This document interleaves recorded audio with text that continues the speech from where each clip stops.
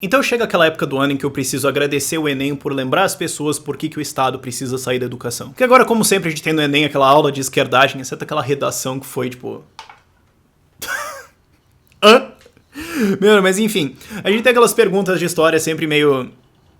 estranhas, perguntas sobre o New Deal, perguntas sobre Gregório do Vivier, de fonte, minha nossa senhora, sempre sem aquele atraso gigantesco de um jeito ou de outro. E muita gente não entende como o mecanismo do Enem opera nesse sentido. E não é só o Enem, por exemplo, recentemente, semana passada, na verdade, a gente teve aqui, eu sou de Curitiba, teve aqui no Paraná o vestibular da Federal do Paraná, que tinha lá a pergunta de sindicato, pergunta de greve, pergunta de umas coisas assim que você olha e fala, ah, tá, tô entendendo o que tá acontecendo aqui. E a galera não entende como é que essa dinâmica funciona, porque o que isso faz? Isso é um sinal ao contrário, que é os organizadores do Enem e desses vestibulares outros de federais dizendo, olha, cursinhos, colégios, você quer que o seu aluno passe no Enem, né? Quer. Então, a gente tá perguntando greve, a gente tá perguntando sindicato, a gente tá perguntando Lula, a gente tá perguntando intervenção estatal, a gente tá perguntando isso, então vai ter que ensinar isso aí, e vai ter que ensinar o que a gente quer que responda. Porque senão não vai passar o aluninho, né? Poxa, que pena. É um sinal reverso desse tipo. E justo por isso que o Enem é um perigo tão grande. Porque é um vestibular tão centralizado que quem controla como ele é feito, controla indiretamente o que as escolas vão ter que ensinar. Fora o fato que o MEC já controla o currículo do outro lado e consegue controlar, inclusive, o que não vai ser ensinado via colocar uma abarrotada de coisa aqui de um lado de formas que não tenha tempo para ensinar todo o resto. Então você tem esse efeito crowding out aí, que é meio... Bom, a gente vê onde é que isso vai dar. E isso aí sempre me faz lembrar duas coisas. Primeiro, a lógica básica de que se existe um Ministério da Educação, que aliás devia ser Ministério do Ensino, vai existir então um político, apontado pelo presidente, que é eleito pela população, então você já vai ver a merda que vai dar isso aí. Vai ter um político que vai ser encarregado do MEC e ele vai ser encarregado de decidir o que o seu filho vai aprender. O que significa que políticos estão educando seus eleitores. É fácil ver como isso vai dar errado, né? É fácil ver como isso, no longo prazo, você pensa, escuta aqui, pera. Se de repente tá presidente que eu gosto lá, pode até ser bom. Você nunca sabe também o que vai acontecer nos governos do estado, nas prefeituras, etc. Sempre conseguem jogar alguma coisa pra dentro de algum currículo lá e ninguém tem tempo de ficar vendo isso. Você pode pensar, enquanto tá o meu presidente lá, legal. E daí quando eu pego da oposição. Então isso vale pra esquerda e vale pra direita. Certo? Essa é a coisa, o pêndulo sempre vai voltar de algum jeito. E a segunda coisa é lembrar que o intuito da escola, originalmente, como foi colocado, a primeira escola estatal obrigatória, com currículo nacional, com professores treinados pelo Estado e tudo mais, foi colocada na Prússia. E o intuito dela não era educar. Nunca foi. O intuito era militarizar a sociedade, reduzir o raciocínio crítico e fazer com que as pessoas tivessem uma obediência quase cega à monarquia da Prússia na época da dinastia Hohenzollern. Essa era a ideia. E você vê que continua funcionando muito bem, né? Você vê que continua funcionando a mesma coisa. E isso qualquer professor sabe. Já virou até piada, já virou lugar comum. Você tira um professor do século XVIII e coloca numa sala hoje... só vai ter dificuldade, assim, em ensinar física, química, biologia e tudo mais. Agora, de resto, mano, é a mesma coisa. É o único sistema que não foi inovado. Isso precisa acabar. Infelizmente, a gente tem... a galera do Escola Sem Partido quis colocar isso, assim, só pra trazer o debate. O que eu achei uma puta mancada, né? A gente precisa mais de uma ideia de escola sem Estado, de desestatizar isso aí. Pra pensar, assim...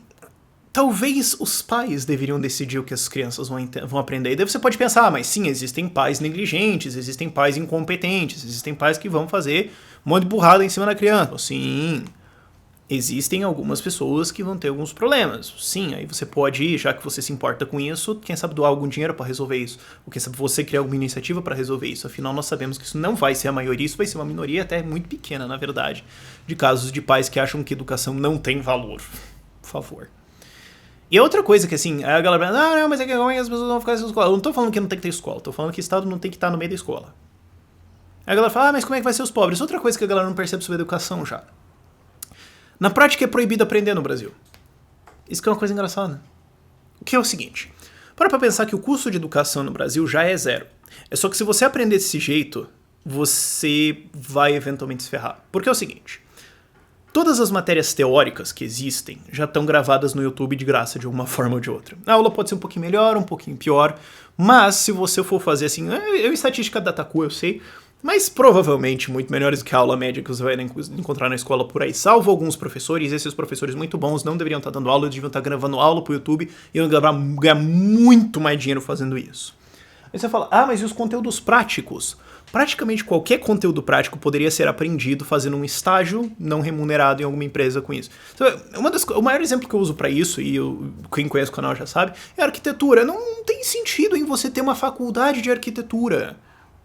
Pergunta para qualquer aluno de arquitetura ou qualquer arquiteto. Fala, se ao invés de você ficar 5 anos na universidade, ou 6, ou 7, dependendo, pagando, se você tivesse ficado 5 anos numa empresa de arquitetura como estagiário, você passa por todas as partes da empresa, em qual dos dois você teria aprendido mais? E o cara vai olhar pra você com aquela cara de...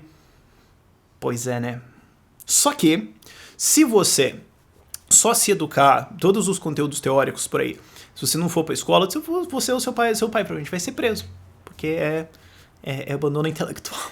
Abandono intelectual, olha que legal. Se você quiser fazer algum formato de educação baseado nisso, né? Vamos fazer tudo aula digital, tá? Não vai nem ter professor, o custo vai ser sala ou internet. Que, aliás, seria muito mais barato se não tivesse ICMS, porque se não tivesse ICMS, pobre ia ganhar o dobro, a internet ia custar hoje 60% do preço, mais ou menos. Isso que eu não tô colocando os outros impostos em preço, tô colocando só o ICMS, assim, na nota fiscal do serviço de internet. Se você fizesse um modelo de educação assim, você vai preso. Aí você fala, mas eu posso fazer conhecimento prático via esses estágios. Mas daí pode dar trabalho escravo, né? E se você se formar assim, digamos, você vai lá e trabalha numa empresa de arquitetura por 10 anos, você nunca fez um dia de um curso de arquitetura, só trabalha numa empresa por 10 anos, entra sabendo porcaria nenhuma e sai sabendo, bom, tudo.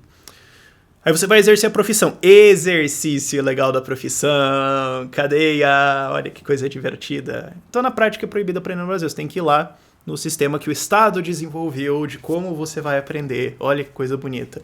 Decidido por talvez 3 ou 4 ministros da educação ao longo da história do Brasil, que talvez até tenham sido apontamentos políticos só para ajudar a manter a presidência no poder. Esse é o sistema que a gente tem hoje. Esse é o sistema que provocou o Enem hoje. E a única coisa que realmente mantém isso é a correção estatal. Talvez nesse ano ainda saia uma decisão que permita a educação domiciliar. Aí vai ser divertido. Permitindo isso, vai abrir todo um mercado de educação digital. E daí eu tenho um chute. O meu chute é que o MEC vai acabar que nem os Correios. O MEC vai acabar assim que nem o fax. Vai ter ainda alguma instituição escolar. E vamos ser sinceros, para muitas escolas não é escola, é creche. Você fala, a escola é uma porcaria, tem bala perdida e tudo mais, mas eu tenho que trabalhar, então manda o filho lá, a professor é uma porcaria, não tem aula. Mas fazer o quê? Pelo menos ele fica lá, não fica... E dependendo do caso, às vezes nem é tão bom assim, mas enfim. Pra muita gente, a escola funciona como creche assim. Mas eu vou ser sincero, vai sobrar isso e não sei mais o que. A educação agora tá evoluindo muito rápido. E aí, do outro lado, a gente tem o Enem. Uma prova de dois dias, um monte de questão de nada a ver pra tentar medir. Isso nunca surgiria num livre mercado. Para pensar, se você tentasse abrir uma faculdade, como é que você ia fazer a seleção para cursos? Se você pudesse só fazer isso abertamente, sabe? Se a gente pudesse, se você, imagina que a gente desburocratizou toda a educação, como é que ela ficaria? Como é que ficaria o ensino? Será que ele seria minimamente parecido com o que é hoje? Você sabe que não. Universidades inteiras iam mudar, iam virar outra coisa completamente diferente. Mas a gente acaba com esse sistema engessado, que está acabando. Uma hora vai chegar alguma uberização como educação, a gente tem alguns projetos aqui dentro do canal para fazer isso, e aí a coisa vai mudar. Até lá a gente tem esse sistema idiota aí que, honestamente, é engraçado, né? É meio que armadilha democrática, né? A gente sabe que não funciona, mas ninguém quer mexer. Porque a gente sabe que vai ficar pior. Se a gente falar pro Estado fazer outra coisa, a gente sabe que vai ficar pior e a gente sabe que os caras não vão largar o osso. Enfim, só algumas reflexões acerca disso. Por esse vídeo é isso. Tchau, tchau.